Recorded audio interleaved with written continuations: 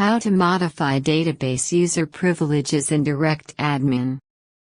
We assume you have already logged into your DirectAdmin account.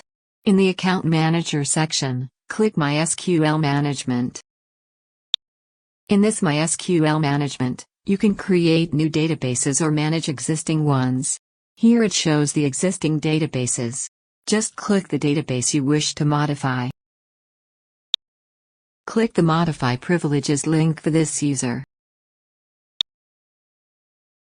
This is where you can limit certain types of access for specific users. Although you will typically never have to make changes in these settings, click to uncheck the box to limit any number of privileges to the user. Now click Save to update the changes we have made. That's it.